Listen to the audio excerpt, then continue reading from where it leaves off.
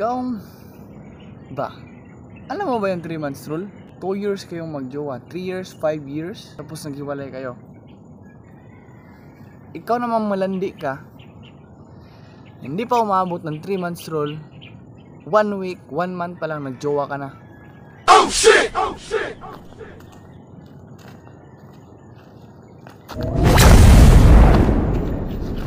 Wala ang ganun.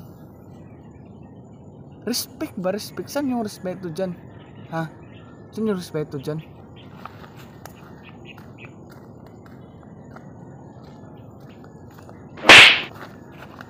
Saan yung respeto dyan? 3 months rule. Kaya sinabing 3 months rule, first month, second month, 3 month, hindi ka magjojowa niyan.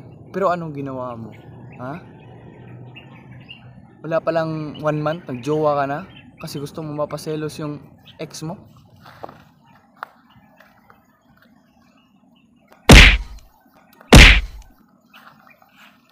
Respect, you should respect the relationship. Ha?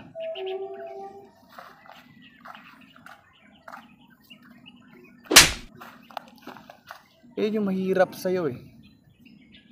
You should follow the 3 months rule.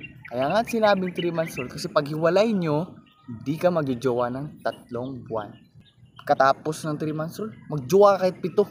Babaero ka, feel mo gwapo ka, putik, pagong na matanda.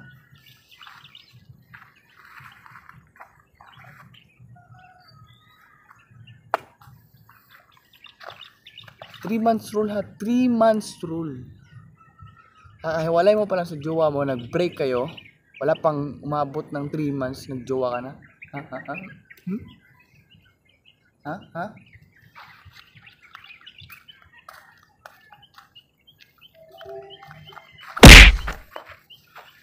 Ha? Should follow the 3 months rule. Bro, 3 months rule. Girl, 3 months rule. Maghintay ka muna, 3 buwan. Diba, 3 buwan bago ka makapag-boyfriend ulit. Yan yung mahirap sa inyo. Ang lalandi nyo kasi. Hindi pa umabot ng 3 months, jowa na kayo ng jowa. Ano, Makate na ba? Ha? Ano, gusto na bang tumusok?